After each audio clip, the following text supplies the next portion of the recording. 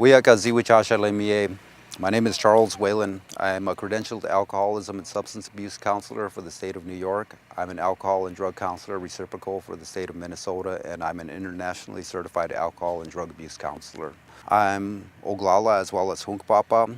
When our people got caught in the census, we were enrolled as Oglala. I'm descended from Sitting Bull. I have a lot of family members here that I don't even know. I grew up being Oglala. Those were my people, and I'm from Oglala.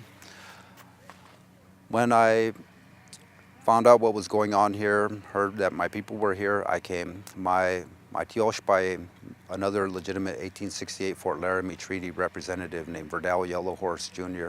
II. We call him Jake. When the call came out from Standing Rock, the Oglala were the first to arrive with our treaty representative in Jake.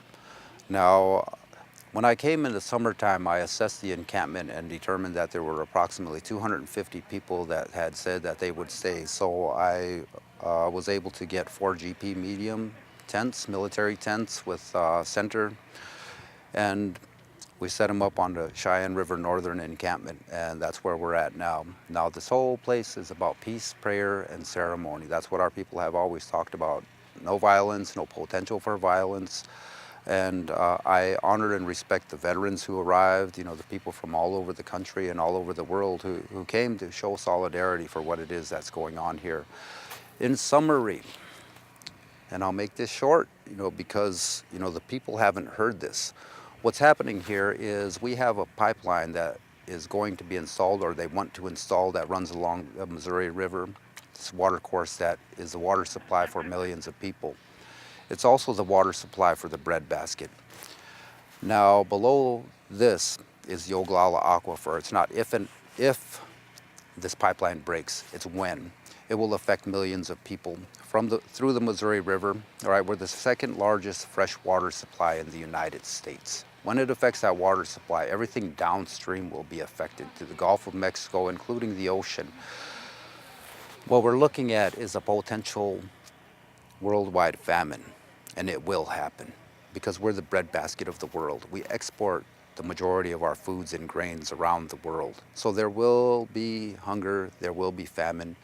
What we have now in place, the trucking companies. Now, has anybody checked on the economic impact that will cause? These truckers who are currently transporting these tankers, driving down to the refineries. Has anybody thought of their families? They're going to lose their jobs. Right now, if they were to become unemployed because of this oil pipeline, there are no jobs available. There will be a sudden glut on the market where they'll be lucky if they get paid at all. And this is a reality. So, the way that it stands now, months ago we had an injunction order issued for the Dakota Access Pipeline to cease work. They violated that. They've got no problem paying millions and billions of dollars in fines. People have to understand this. It's all about the money. They will make it back. So when they violated that injunction order, people here in the encampment became aware of it and they shut it down. Respect. Now, shortly thereafter, my people came and had ceremony here. They had ceremony elsewhere, and they came and they were able to describe the exact place and the exact damage.